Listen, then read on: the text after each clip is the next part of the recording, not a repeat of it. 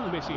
হামজা চৌধুরী, সেটার ফরমেশন বাংলাদেশের সমর্থকেরা প্রস্তুত, আপনি প্রস্তুত, এবং হংকং চায়না তাদের সেই ট্রেডমার্ক কিক অফটাই করলো, যেটা দিয়ে তারা অপোনেন্টের হাফে চলে যাওয়ার চেষ্টা করে সেই পজিশনে, এবং সেই জায়গায় ফাউলটা আসলে যিনি করলেন।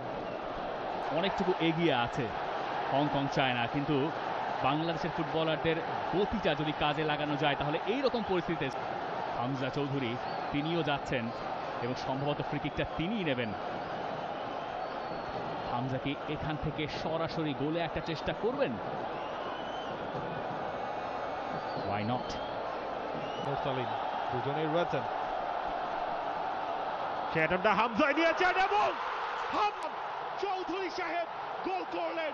বাংলাদেশের লিড, যে লিডে গোল, যেই গোলের অপেক্ষা ছিল টার্গেটে থাকার কারণে গোলটা হামজার কাছেই যাবে।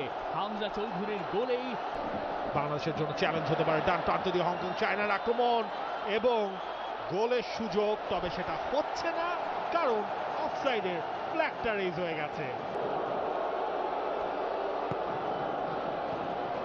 ফার পোস্টে টার্গেট করা হয়েছিল, সেখান থেকে বলটা বাঁচিয়ে রেখেছে হংকং চায়না, কিন্তু বাংলাদেশ সেটা মারতে পারছে কই, এবং সেখান থেকে বিপদ বাংলাদেশের, এবং বিপদ বাংলাদেশের শেষ পর্যন্ত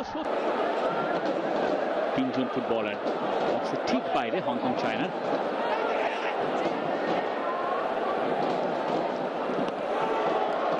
সেই পাস কাট আউট করে সেখানে সংখ্যাটা আরো বাড়িয়ে নিয়েছে হংকং চায়না। পেছন থেকে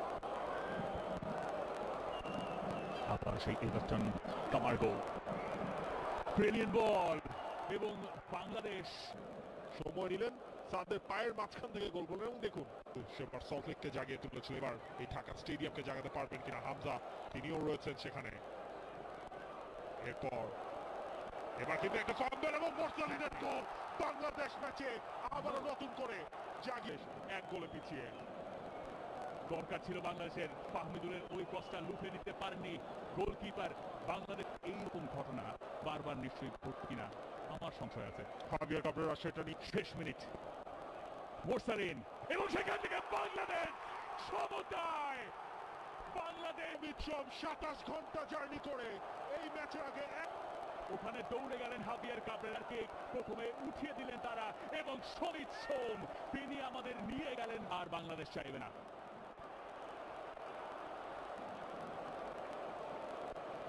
এবারে অ্যাডিশনাল টাইম চলছে।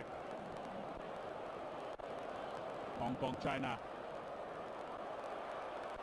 ব্রিলিয়ান্ট ব্লক, এবং অবিশ্বাস্য মিনিটেও বাংলাদেশ সেই ঘটনাই ঘটালো।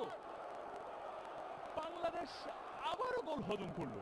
কিছুই হলো, ম্যাচের উইনিং টিমটার নাম তাদেরই হয়তো হয়ে থাকবে। করবেন আর কি বা করবেন, যে ক্রস সেটা কয়েক দফায় ক্লিয়ার করার চেষ্টা।